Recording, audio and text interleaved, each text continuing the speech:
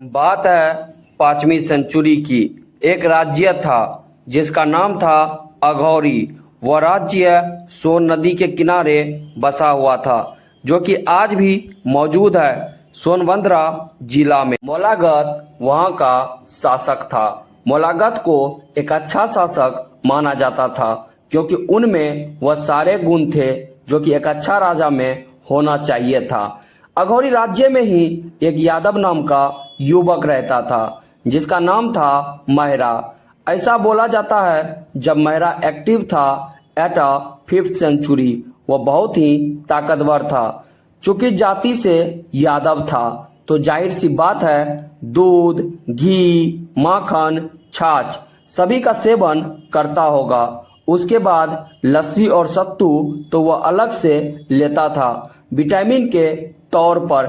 चूंकि अब बात 5th सेंचुरी की है, तो एग्जैक्ट बता पाना थोड़ा मुश्किल है आखिर वह खाता क्या था जो इतना ताकतवर था। लेकिन वह जिनसे भी मल्ल युद्ध यानी कि कुश्ती लड़ता था, उनको अघौरी राज्य में पटक पटक कर मारता था। ये बात पूरी अघौरी राज्य की जनता गवाह थी। लेकिन महरा यादव दिल के साफ व्यक्ति थे। उनकी इंटेंशन बाकी यादव के तरह ही दूसरों की मदद करने की पहले रहती थी। अब मैं भी यादव ही हूँ, और एक बाल्टीन दूध पीना तो मेरे लिए आम बात है, वह भी भैंस माता की। चलिए अब कहानी पर वापस आते हैं, ताकि मनोरंजन होता रहे आप लोगों का। एक दिन राजा मोलागत ने महरा यादव को न्योता दिया जुआ खेलने के लिए। उस जुआ का नाम रखा गया था गैमलिंग मैच। और मोलागत राजा ने यह शर्त रखी, जो जुआ जीतेगा वह अघौरी राज्य का राजा बनेगा। वह रूल करेगा पूरे स्टेट पर। उस समय स्टेट को लगभग देश के बराबर माना जाता था। महरा भी एक पक्का और सच्चा यादव था। उसने भी अहिरानी के कोख से जन्म ली थी।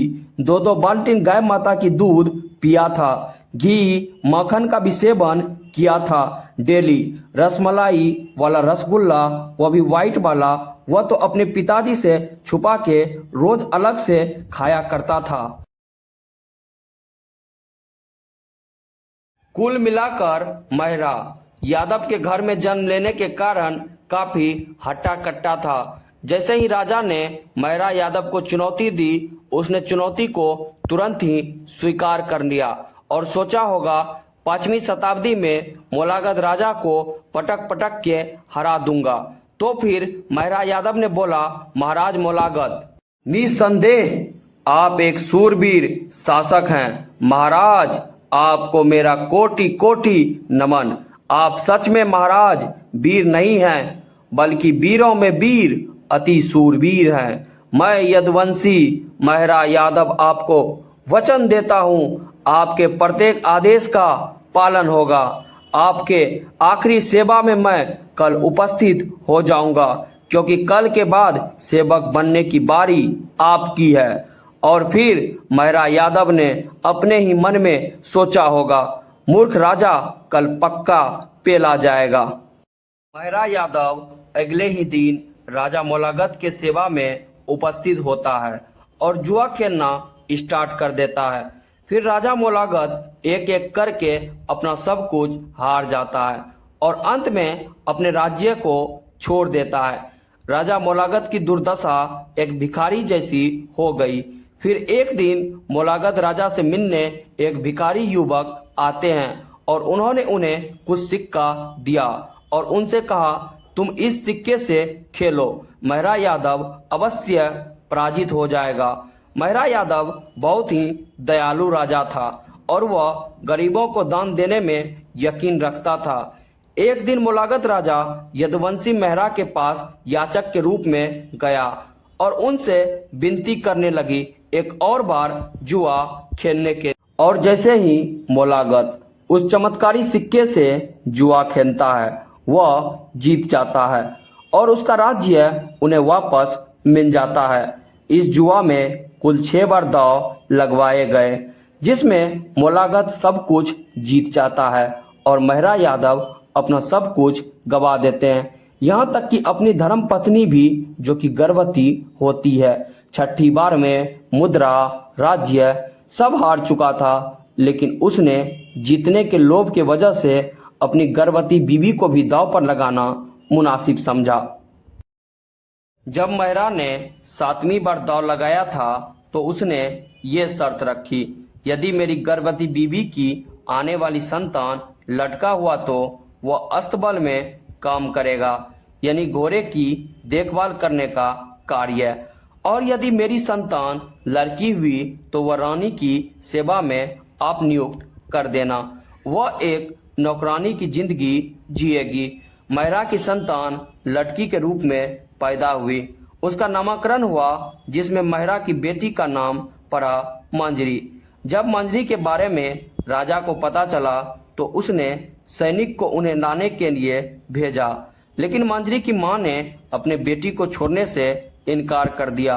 मंजरी की मां ने राजा के सामने ये शर्त रखी, यदि आप मेरे बेटी को ले जाना चाहते हैं तो आपको इसके पति को मारना होगा, आपको अपने वीरता का प्रमाण देना होगा, तभी मेरी फूल सी बिटिया आपके रानी की नौकरानी बनेगी। ऐसा शर्त रखा गया। यदि आपने मेरी शर्त नहीं मानी तो मैं अपनी बेटी के साथ आत्मदाह कर लूंगी और एक अबला नारी की मृत्यु का आपको अभिशाप लगेगा। राजा बहुत धार्मिक था और अभिशाप के नाम पर डर भी जाता है, इसलिए राजा ने इस शर्त को भी स्वीकार कर लिया। अब मंजरी के माता पिता के सामने एक योग्य वर ढूंढने की चुनौती थी। कंडीशन ये था, पहली वह यादव होना चाहिए और दूसरी वह योग्य होनी चाहिए, इतनी कि उनके बेटी की लाज बचा सके। जब राजा के इस शर्त के बारे में अघौरी के सभी वीर यदुवंशी जनता को पता चला तो लोगों ने महिरा यादव को बलिया नामक स्थान पर जाने की मशवरा दी। लोगों ने बताया कि बलिया में एक वीर युवक रहता है जो जाति से यादव है तथा वीर भी है। यहाँ से इस कहानी के मेन किरदार वीर लौरिक की कहानी प्रारंभ होती है। वीर लौरिक मेरे सभी हिंदू भाई के लिए धरोहर हैं और सभी यादवों के लिए प्रेरणा के स्रोत हैं। समय के आरंभ से ही यादव समाज में एक से एक वीर आते रहे हैं, जिसने देश के लिए, धर्म के लिए अपना रक्त दिया है। कभी हमारे समाज के लोगों ने अपने जान की परवाह नहीं करी, जैसे रंजीत यादव ने वीर कुंवर सिंह का साथ दिया। जान दोनों ने गवाई। स्लोगन में नारे सिर्फ वीर कुंवर सिंह के लगाए जाते हैं। एक राजपूत था, दूसरा यादव। बड़े ही ताज्जुब की बात है, देश के लिए जंग राजा राव तुलाराम ने भी लड़ी, कहीं नाम तक बाकी नहीं है। पृथ्वीराज चौहान को सभी जानते हैं, उनकी इतिहास बड़े ही शौर्य के साथ दिखलाए जाते हैं। कितने लोग वीर अलाउद्दौला को जानते हैं। मेरा किसी जाति या धर्म को लेकर द्वेष नहीं है, ना ही शिकायतें। बस निवेदन इतना, आप सभी को पढ़ो, सभी के इतिहास को जानो, लेकिन प्रायोरिटी सबसे अधिक अपने लैंग्वेज, कल्चर और अपने महापुरुष को दो। आज भी हरियाणा में बड़े ही शौर्य के साथ 118 वीरों की गाथा सुनाई जाती है, जिन्हें यादवों के सम्मान में अहिरधाम के नाम से जाना जाता है। योगेंद्र यादव पहले ऐसे सैनिक थे जिसने मौत को मात देकर कारगिल युद्ध में आए थे। उन्हें उस युद्ध में 17 गोलियां लगी थी। मैं बस इतना कहना चाहता हूं, अपने वीरों के बलिदान को सबसे पहले जानो और उनके कहे गए मार्ग का अनुसरण करो। उसी में तुम्हारे वीरता है और वही लोग असल में क्षत्रिय भी हैं। अब कहानी में आगे बढ़ते हैं। ऐसा माना जाता है किसी फरिश्ते ने लौरिक और मांजरी को एक दूसरे के लिए बनाया था। उस समय के कथा के अनुसार मांजरी और वीर लौरिक एक दूसरे से अथात प्रेम करते थे। उनके पूर्व जन्म में वीर लौरिक की हत्या किसी राजा ने करवा दी थी और मांजरी ने उनके वियोग में आत्मदाह कर लिया था। वीर लौरिक के वीरता का प्रमाण सभी यादव थे। यादव ने जिन्हें वीर बोला वो एटलीस्ट कुछ तो बात अपने अंदर रखता ही होगा। मंजरी और उनके पिता मिलते हैं और मिलते ही मंजरी हमारे वीर लौरिक के आंखों में देखते हैं और देखते ही खो जाते हैं। वीर लौरिक के आंखों में एक अजब सी चमक थी। उनके चेहरा के तेज को देखकर कोई भी बतला सकता था ये अवश्य ही किसी यादव वंश से आता होगा और श्री कृष्ण खुद इनके दादा होंगे और स्वयं लौरिक पर भगवान बलराम का आशीर्वाद होगा। मंजरी के पिता महरा यादव ने लौरिक के औरा को पहचान लिया और महरा यादव ने लौरिक और मंजरी से शादी करने की स्वीकृति दे दी। स्वीकृति देने के बाद महरा यादव ने लौरिक को बेटा कहकर पुकारा। लौरिक इमोशनल हो गए। वाकई में वह पल भावुक कर देने वाला था। लौरिक के अनुसार माना जाता है वह पल स्वयं भगवान श्री बलराम उन्हें आशीर्वाद दे रहे थे। अब जाहिर सी बात है जिस पर भगवान बलराम और भगवान श्री कृष्ण का आशीर्वाद हो वह कभी हार तो नहीं सकता है। फिर अगले दिन भगवान बलराम के आशीर्वाद से लौरिक अपने 5 लाख यादव भाई के साथ बाराती के लिए निकल पड़ते हैं।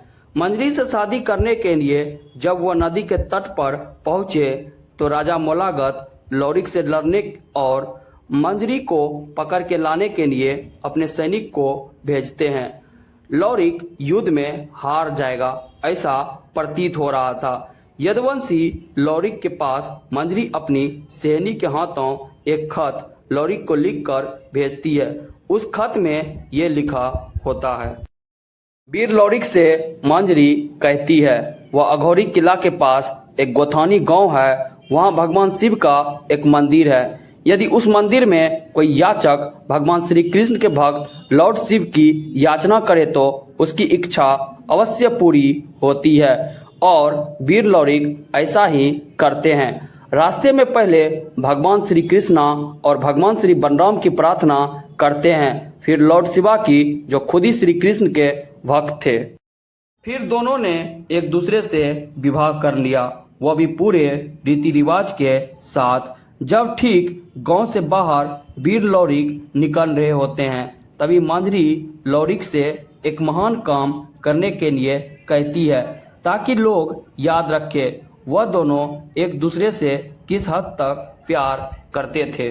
फिर यदुवंशी वीर लौरिक ने कहा वह ऐसा क्या करे जिससे उसका ये प्रेम सच में प्रेम का प्रतीक बन जाए, कोई भी प्रेमी जोड़ा यहाँ से निराश ना लौटे।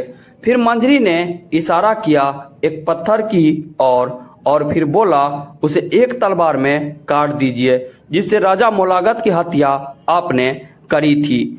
लौरिक ने वैसा ही किया, एक ही तलवार से पत्थर के 2 टुकड़े कर दिए। मंजरी ने एक खंडित चट्टान से अपने सिर पर सिंदूर लगाया और सच्चे प्यार के रूप में वीर लौरिक को पत्थर के रूप में हमेशा के लिए जाना जाता है। वीर लौरिक स्टोन के बारे में भी जान लीजिए।